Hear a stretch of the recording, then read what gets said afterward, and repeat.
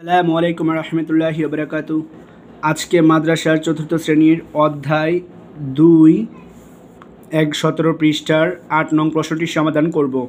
তো 8 নং প্রশ্নটি হচ্ছে, আব্দুস সালাম আরবিতে 78, বাংলায় 63, অঙ্কে 95 ও ইংরেজিতে 86 পেল। সে মোট কত নম্বর পেল? তো যেহেতু এই 8 নং প্রশ্নটির সমাধান লিখব, তো এখন এখানে লিখেছি সমাধান। তো প্রথমে এটাকে সাজাই লিখতে হবে। তো প্রথমে যেহেতু ছিল আব্দুস সালাম আরবিতে 78 পেয়েছে, তো আমরা লিখেছি আরবিতে পেল 78 নম্বর। তারপর লিখব হচ্ছে বাংলায় পেল 63 নম্বর। তো লিখেছি বাংলায় পেল 63 নম্বর। তো পেলোর নিচে ডট আছে, তার মানে এই পেলোটা নিচে হবে। তো নিচে না লিখে কী করছি, ডট চিহ্ন দিয়ে দিয়েছি। তারপরে লিখব হচ্ছে অঙ্কে পেল 95 নম্বর। তো লিখেছি অঙ্কে পেল 95 নম্বর। তারপর লিখেছি ইংরেজিতে পেল 86 নম্বর। আর একটা জিনিস অবশ্যই খেয়াল রাখবেন, সংখ্যাগুলো যেন এককের নিচে একক বসে, দশকের নিচে দশক বসে, অর্থাৎ লাইনগুলো সোজা রাখতে হবে। তারপর হচ্ছে এখানে একটা দাগ দিয়ে দিব নিচে। তো দাগটা দিয়ে দিয়েছি। তারপর হচ্ছে এখানে প্রশ্নে সে মোট কত নম্বর পেল। যখন প্রশ্নে মোট থাকবে তখন হচ্ছে যোগ করতে হবে। তো যেহেতু যোগ করতে হবে, তো এই সমানের নিচে একটা যোগ চিহ্ন দিয়ে দিব। তারপরে এখন লাইনটা সাজায় লিখব, নিচের লাইনটা। তো তারপর লিখেছি সে মোট পেল। যেহেতু এখানে ছিল সে মোট কত নম্বর পেল, আমরা লিখেছি সে মোট পেল। তো এখন যোগ করব 6 5 11, 11 আর হচ্ছে 3, 14, 14 আর 8 হচ্ছে 22, 22-এর 2, হাতে আছে হচ্ছে 2, 2 যাবে নিচে। তো 8 আর 2 10, 10 আর 9 19, 19 আর 6 25, 25 আর 7 হয় হচ্ছে 32। তাহলে সে পেয়েছে হচ্ছে মোট নম্বর 322। তো যেহেতু শেষের নম্বর ছিল, তো আমরা এখানে নম্বর লিখে দিব। তো এটাই হচ্ছে 322 নম্বর উত্তর। তো আমরা এখানে লিখে দেব উত্তর 322 নম্বর, তারপরে দাঁড়িয়ে দিয়ে দিব। তো এটাই হচ্ছে 8 নং প্রশ্নটির সমাধান। এখন 9 নং প্রশ্নটির সমাধান করব। তো 9 নং প্রশ্নটি হচ্ছে 6 7 ও 9 দ্বারা গঠিত বৃহত্তম ও ক্ষুদ্রতম সংখ্যার যোগফল কত? যেহেতু এটা সমাধান করব, তো লিখে নিয়েছি সমাধান। এখানে যে সংখ্যাগুলো দেওয়া আছে 6 7 আর 9, এইটাকে আগে বৃহত্তম আকারে সাজাবো, তারপর হচ্ছে ক্ষুদ্রতম আকারে সাজাবো। তো এখন লিখব হচ্ছে বৃহত্তম সংখ্যাটি। তো বৃহত্তম সংখ্যাটি হচ্ছে এখানে 6 7 9 ছিল, এর মধ্যে থেকে বড় সংখ্যা হচ্ছে 9। তো 9 তো লিখে ফেলেছি। এখন আছে 6 আর 7, এর মধ্যে থেকে বড় হচ্ছে 7, তারপর হচ্ছে 6। তার মানে বৃহত্তম সংখ্যাটি হচ্ছে 976। তারপর লিখব হচ্ছে ক্ষুদ্রতম সংখ্যাটি। তো এখানে লিখেছি ক্ষুদ্রতম সংখ্যাটি। তো এখানে সবচেয়ে ক্ষুদ্রতম সংখ্যাটি হচ্ছে 6, তারপর হচ্ছে 7, তারপর হচ্ছে 9। তো তারপর হচ্ছে একটা দাগ দিয়ে দিব। আর যেহেতু প্রশ্নে বলেছে সংখ্যার যোগফল কত, অর্থাৎ এগুলো যোগফল বের করতে বলেছে, তো আমরা এখানে একটা যোগ চিহ্ন দিয়ে দিব। তারপর এখানে সুতরাং দিয়া লিখব হচ্ছে যোগফল। তো যোগফলের বললে যোগ করতে হয়। তো 9 আর 6 যোগ করলে হয় হচ্ছে 15, 15 5 হাতে আছে 1, 1 যাবে নিচে, 7 আর 1 8, 8 আর হচ্ছে 7 15, 15 5 হাতে আছে 1, 1 যাবে নিচে, 6 আর 7, 7 আর 9 হচ্ছে 16। তো এখানে 16 লিখে দেবো, যেহেতু এখানে আর কোনো সংখ্যা নাই, তো 16 16 লিখেছি। তো আমরা 9 রঙে যোগফল পেয়েছি 1650। তো শেষে লিখে দেবো উত্তর 1655। তো আমরা উত্তর পেয়েছিলাম 1655, তো লিখে দিয়েছি, শেষে দাঁড়িয়ে দিয়ে দিব। এটাই হচ্ছে 9 নং প্রশ্নটির সমাধান। তো এখন 10 নং প্রশ্নটির সমাধান করব। তো 10 নং প্রশ্নটি হচ্ছে 785 সংখ্যাটির প্রতিটি অঙ্কের স্থানীয় মান লেখো। যেহেতু সমাধান করব, লিখে নিয়েছি সমাধান। তারপর হচ্ছে 785 এখানে লিখে নিব। তারপর হচ্ছে এই 5-এর নিচে একটা এভাবে দাগ দিব। এখানে 5 ছিল, 5টা লিখব। তো ডান পাশের গড়টা হচ্ছে এককের গড়, যেহেতু 5টা এককের গড়ে আছে, তো আমরা লিখব একক একক। তারপর হচ্ছে আরেকটা দাগ দিব, দাগ দিয়ে 5টা যেহেতু একক, একক ডান পাশে বসে, তো আমরা এখানে ডান পাশে 5 লিখব। তারপরে 8-এর নিচে আবার একটা দাগ দিব, এই সমান দিব, এটা সমান। তারপর এখানে 8 ছিল, 8 লিখব একক, পরেরটা হচ্ছে দশক। তো যেহেতু 8টা দশকের গড়ে, তো আমরা এখানে লিখব দশক। তারপরে একটা দাগ দিব। এখন এই 8-এর ডান পাশে যে কটা ঘর থাকবে সে কটা শূন্য বসবে। তো 8-এর ডান পাশে একটা ঘর ছিল, তো এই 5-এর নিচে একটা শূন্য দিব। তারপর এখানে 8 ছিল, তো 8 বসাই দিব, অর্থাৎ এককের নিচে একক লিখেছি, আর পরের হচ্ছে দশক লিখেছি। তারপর আবার এই 7-এর নিচে এভাবে দাগ দিব। তো এখানে 7 ছিল, 7 লিখব একক দশক, 7টা হচ্ছে শতকের ঘরে আছে, এই জন্য এখানে লিখব হচ্ছে শতক। তারপরে এরকম একটা দাগ দিব। এখন হচ্ছে এই 7-এর ডান পাশে আছে 2টা ঘর, তো 2টা ঘর থাকলে 2টা শূন্য হয়, তো ডান পাশ থেকে শূন্যটা দিব। তারপরে 7 ছিল, 7 লিখব। তাহলে দেখুন একের নিচে একক লিখেছি, দশকের নিচে দশক, আর শতকের নিচে শতক। তারপরে হচ্ছে এখন প্রশ্নে ছিল প্রতিটি অঙ্কের স্থানীয় মান লেখো। তো এখানে দেখুন 5-এর স্থানীয় মান হচ্ছে 5, আর 8-এর স্থানীয় মান হচ্ছে 80, আর 7-এর স্থানীয় মান হচ্ছে 700। তো এটাই হচ্ছে এই অঙ্কটির সমাধান। এখন 11 নং প্রশ্নটির সমাধান করব। তো 11 নং প্রশ্নটি হচ্ছে, তোমাদের বাগানে 154টি আম গাছ আছে, 32টি জাম গাছ আছে, 85টি কাঁঠাল গাছ আছে, ওই বাগানে মোট কয়টি গাছ আছে? তো যেহেতু এর সমাধান করব, লিখে নিয়েছি সমাধান। তো এখন লাইনটা সাজিয়ে নিব। তো আমরা লিখব হচ্ছে বাগানে আম গাছ আছে 154টি। তো এখানে লিখে নিয়েছি বাগানে আম গাছ আছে 154টি, তারপর ছিল 32টি জাম গাছ আছে। তো এখানে বাগানে ডট দিব, তারপরে যেহেতু জাম গাছ ছিল তো এখানে লিখে নিলাম জাম, তারপরে গাছ আছে, তারপরে জাম গাছ ছিল হচ্ছে 32টি।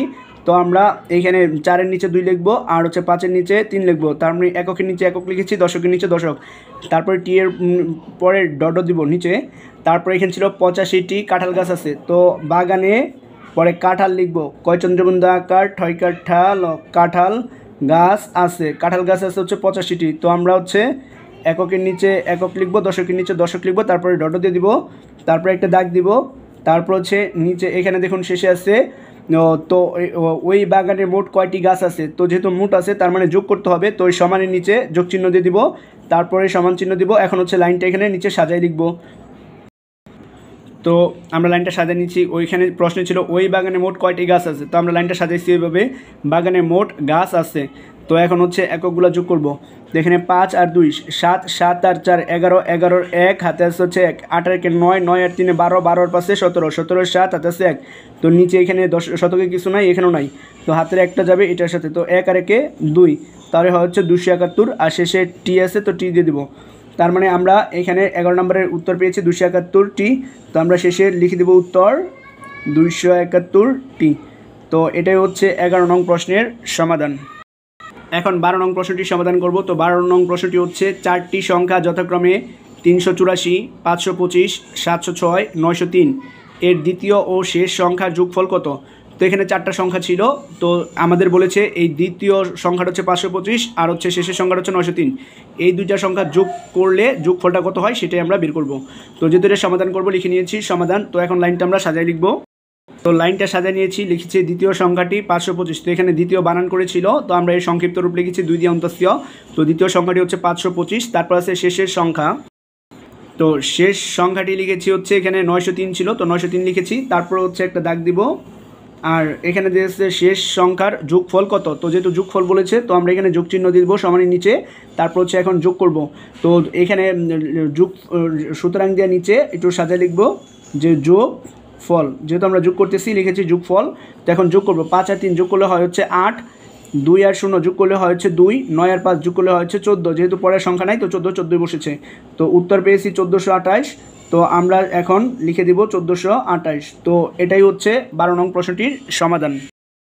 এখন 13 নং প্রশ্নটির সমাধান করব। তো 13 নং প্রশ্নটি হচ্ছে, তোমার কাছে 400 টাকা আছে, তোমার বাবা দিলেন 25 টাকা, মা দিলেন 103 টাকা ও বড় বোন দিলেন 17 টাকা। তোমার নিকট মোট কত টাকা হলো? যেহেতু এটা সমাধান করব তো লিখে নিয়েছি সমাধান। তো এখন লাইনটা সাজিয়ে লিখব। যেহেতু এখানে আছে তোমার কাছে 400 টাকা আছে, তো এটা তোমার কাছে যদি থাকে প্রশ্নে তাহলে লিখব হচ্ছে আমার কাছে। তোমার থাকলে ওটা বুঝতে হবে আমার নিজের কথা বলেছে, তো তোমার থাকলে আমার লিখব। তো প্রশ্নে ছিল তোমার কাছে 400 টাকা আছে, তো আমরা লিখেছি আমার কাছে আছে 400 টাকা। তারপর প্রশ্ন ছিল তোমার বাবা দিলেন 25 টাকা, তো আমরা লিখেছি বাবা দিলেন 25 টাকা। তো এককের নিচে একক লিখেছি, দশকের নিচে দশক লিখেছি। তারপর প্রশ্নে আছে মা দিলেন 103 টাকা, তো আমরা লিখেছি মা দিলেন 103 টাকা। তারপর প্রশ্ন ছিল বড় বোন দিলেন 17 টাকা, তো আমরা লিখেছি বড় বোন দিলেন 17 টাকা। তো এককের নিচে একক লিখেছি, দশকের নিচে দশক, শতকের নিচে শতক লিখেছি। তারপর হচ্ছে একটা দাগ দিব। তো এখানে একটা দাগ দিলাম। তারপর এখানে আছে তোমার নিকট মোট কত টাকা হলো। তো যেহেতু মোট আছে তার মানে এখানে যোগ করতে হবে, তো যোগ দিয়েছি। তারপর প্রশ্ন ছিল তোমার নিকট মোট কত টাকা হলো, তো আমরা সাজায় লিখেছি আমার নিকট মোট হলো। তো এখন যোগ করব, যেহেতু যোগ করতে বলেছে যোগ করব। 7 3 10, 10 5 15, 15 উপর শূন্য আছে, শূন্য দেওয়ার দরকার নাই। তো 15 5 হাতে আসছে হচ্ছে 1, 1 যাবে নিচে, 1 আর 1 2, 2 আর 2 4। তারপর হচ্ছে এখানে আছে 1 আর এখানে আছে শতকের ঘরে 4, 1 আর 4 যোগ করলে হয়েছে 5, অর্থাৎ 545। শেষে আমরা টাকা লিখে দিব। তো 545 টাকা। তো এখন উত্তর লিখব, উত্তর 545 টাকা। তো এটাই হচ্ছে 13 নং প্রশ্নটির সমাধান। এখন 14 নং প্রশ্নটির সমাধান করব। তো 14 নং প্রশ্নটি হচ্ছে তোমাদের মাদ্রাসার প্রথম শ্রেণী থেকে পঞ্চম শ্রেণী পর্যন্ত যথাক্রমে 304, 201, 190, 187 ও 150 জন ছাত্র আছে। মাদ্রাসায় মোট কতজন ছাত্র আছে। তো যেহেতু সমাধান করব, তো এখন লিখব সমাধান।